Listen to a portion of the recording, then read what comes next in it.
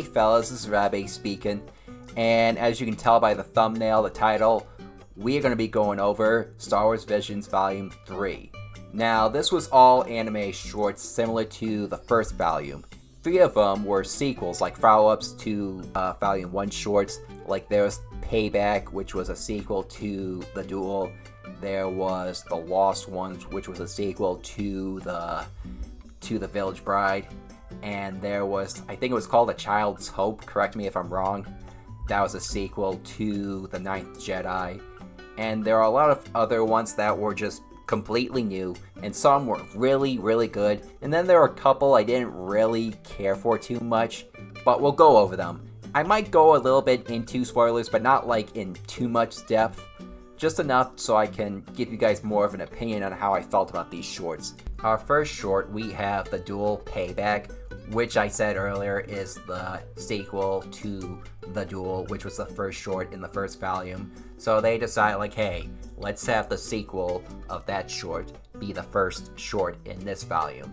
And it makes a pretty good, decent beginning for Star Wars Visions, like a volume. I mean, I did enjoy seeing the Ronin again, the droid.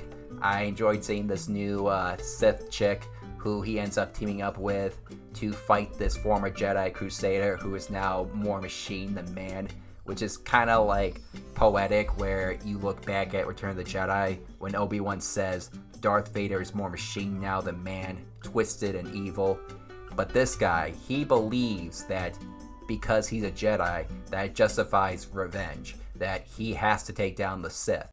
This former Jedi is clearly twisted in his own way, and when you keep saying you're a Jedi and you're doing horrible things, you are pretty much a hypocrite. You are pretty much becoming the very thing that you swore to destroy, which of course is something Obi-Wan said too. And so, the only thing that I did not like about this short was the Ewoks. And I did enjoy the Ewoks in Return of the Jedi, but I felt like because there was an army of Ewoks in this one too, and they did the same thing that they did in Return of the Jedi, with all the traps and everything, it just felt like the Battle of Endor all over again. And it's just so repetitive. Like, why do we need this? Why can't it just be where they just have an army of, like, various species, like maybe some Ewoks, maybe some Wookiees, maybe some Gungans, maybe some of those blue elephants that Neil is part of from the Skeleton Crew, you know? Like, why? You know, or maybe some Lasans, that'd be pretty cool too. But either way though, this was still a good short. I would give this a 7 out of 10. It's not the most groundbreaking like the first Duel short was in the first volume, but I still thought this was a decent follow-up, like I said before. So, yeah. The next up, we got the Songs of Four Wings. And here we have this princess and this droid and this cute little alien dude that seems a bit anime chibi-ish to me, but I'm cool with it though. So these 3 characters are pretty much the stars of this one short where they're on this snowy planet and they're being hunted down by the Empire. And yeah, that's pretty much the premise of this. Oh, and they also have like this mecha suit, like this Iron Man mecha suit that's in the climax of this. And I felt like that's one of the reasons why I went to spoilers with this, because I had to mention that. That's pretty much the twist to this, clearly. And it was pretty cool, though. Does it fit into Star Wars canon? No, probably not. I mean, I can't really think of something where you have, like, this Iron Man suit that was made by an astromech droid going up against the Empire and taking down AT-AT walkers. But that's okay, though, because they say that Star Wars Visions isn't canon. And, you know, when you're not canon to Star Wars, you can pretty much do whatever you want. Bend the rules of Star Wars logic. I would give this a 7 out of 10. Now, I said in the first Volume 1 review video that The Ninth Jedi was my favorite short. And here we have The Child of Hope, clearly, where Kara gets stranded in space and runs into this one droid named, I think his name is Telos, whatever his name is. And so they try to rescue his master, but just when it looks like they're about to, he died a long time ago. But despite that, Telos just quickly shakes it off, saying that I'm just glad I was able to reach him, and thank you, Kara, for helping me. So as the Jedi hunters get closer to them, Telos sacrifices himself to get Kara away from them and to get back to her allies, her Jedi allies. And I was really touched when Telos did that. You know, it might be one of the saddest droid deaths ever. If I had to rate this right now, it would be a 9 out of 10. And I was just happy to see that to be continued before the credits. And now on to the fourth short, The Bounty Hunters. This one I thought was cool. Was it the best of the shorts? No, but that's okay. I mean, we have the droid, which was really cool, where he seems like this C-3PO-like character, but then his head turns and he's like this really tough guy droid. And then we have this girl, I forget her name. She has like a mask where she got scarred by a Jedi, which kind of feels a bit similar to the Jedi F from The Village Bride, if you remember, where she had like the scar underneath. And so they get hired by this industrialist guy, like this business guy. Now, I did not read the synopsis before going to this episode, because I know it said like, oh, they get hired by a shady industrialist guy. But I can already tell he was there just wasn't something right about him. Especially when that one Twi'lek kid came out with that collar. You know, they're like, oh, what's that thing around their neck? Oh, it's to help with, like, health, medicine, whatever it is. Something good for them. Which I already knew right off the bat it was for slavery. So they go after these insurgents who turn out to be related to the slaves, and then they team up with the slaves to go up against the industrialists, and he has like this mecha droideka suit. I wouldn't mind more shorts like this. I wouldn't mind anime like this. I felt like it could have been better. I felt like it was missing something that the previous volumes had. So I'm going to give this probably a 7 out of 10. And now on to Yonko's Treasure. 5 out of 10. I did not like this one at all. I thought this one was bland. I thought it was too immature. Now I understand George Lucas has said Star Wars is for kids. But I feel like with Star Wars, most content, it appeals to a general audience. Like both kids and adults can enjoy it. This one just feels more for the kids that are like under 10 years old. And they just talk down on you. The villains are incompetent. Like, you don't feel any fear with them at all. The bear, even when the bear was turned into a bad guy for like a couple minutes going up against the little girl, I didn't feel anything. I didn't feel like it was pulling on my heartstrings like they wanted you to feel. And the ending was predictable. Just nothing was good about this short at all. But back to a good short, and that is The Lost Ones, which is the follow-up to The Village Bride. And much like The Village Bride, I enjoy this one. I enjoy this character, F. She might be one of my favorite characters from Star Wars Visions, if I had to pick one. How she went from this Jedi in exile to a Jedi trying to be a peacekeeper to someone confronting her past. She's just a really developed character.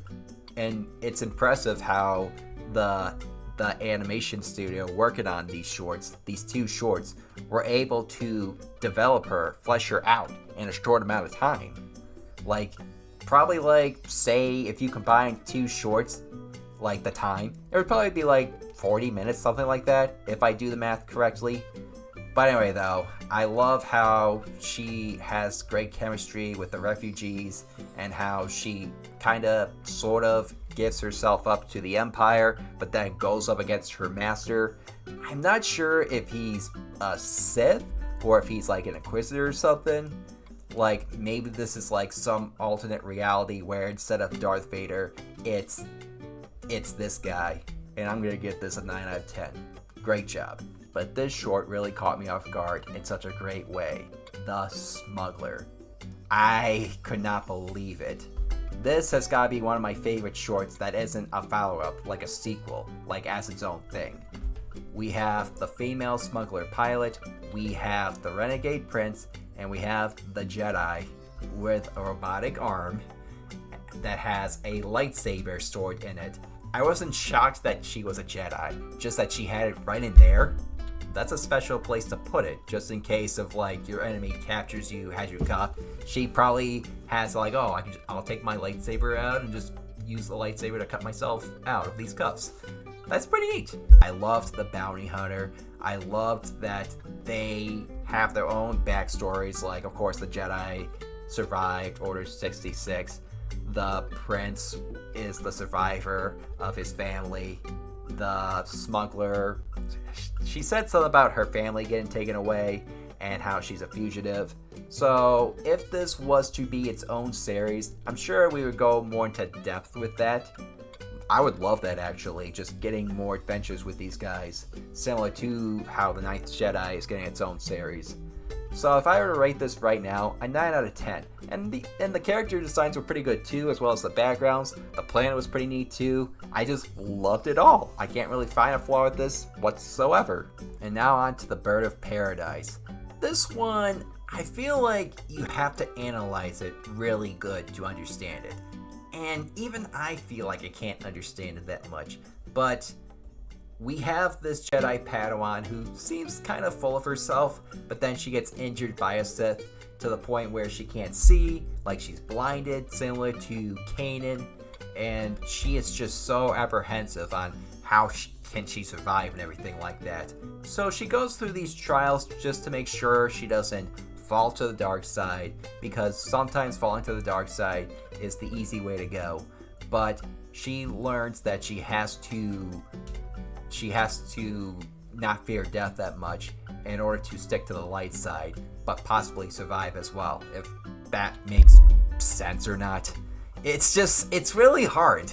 Like, I want to enjoy this one a lot, and I want to understand it more, but that's how I look at it. And so maybe it's just one of those shorts where you have to figure it out for yourself. Like, towards the end of the short, we don't really know if she's going to survive or not. We don't know if she's going to reunite with her master, if he survived, or with the other Jedi. We don't know. Like, she's just, I mean, she did say, like, oh, I'm so scared that the Sith are going to find me. But then after she goes through all the trials, she's more confident that she's going to survive. So maybe it's just one of those things where I have to come up with our own conclusion. So how would I rate this? I'm gonna give it a 6 out of 10. I didn't dislike it. I just thought, I don't know. I don't think I connected with this one that much, and that's okay. But now on to the last short, Black. Now we have this stormtrooper who is going through these images of past battles against the rebellion. Now, when we look at stormtroopers, we think of them as these faceless soldiers, but underneath their helmets, they're just regular people. And they probably thought that serving the Empire was a good thing for the galaxy, and that the rebellion was the true evil. But when we look at them, we see bad guys, especially, in the original trilogy, towards the end of Return of the Jedi, when the second Death Star gets destroyed, we clapped. But when this stormtrooper sees that getting destroyed, he probably thinks of that as a tragedy. Like, oh, all hope is lost. And it goes to show you that not everyone in the Empire was evil. Brainwashed maybe, but not evil. I mean, yes, the government that was the Empire was evil. People like Palpatine, Tarkin, they were fucking evil. But when you have these people underneath them, many, many ranks, they just thought they were the good guys. And in a way, I do feel a little bad for the stormtroopers, but they had to go down. Sorry, buddy.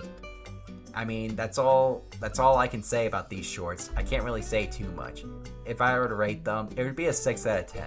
I mean, I understand what they were trying to do, but I thought they could have done it a bit better. So that's just my only complaint. Now, to be honest, I feel like this volume was my least favorite. I mean, like I said, the Lost Ones was really good. The Child of Hope, The Smuggler, those are peak Star Wars storytelling, on par with some of my other favorite Star Wars shorts from visions, like Spy Dancer, like the first Ninth Jedi short, all of those. Maybe you guys feel the same way, or maybe you enjoyed this a lot better than I did. Just let me know your thoughts down below. And what would you like to see as its own anime series? Maybe The Smuggler, maybe The Bounty Hunters? Just let me know your thoughts down below. And if you are new to this channel, please make sure to hit that subscribe button, hit that like button, and that's all I have to say. I'm Rob A, and may the Anime Force be with you.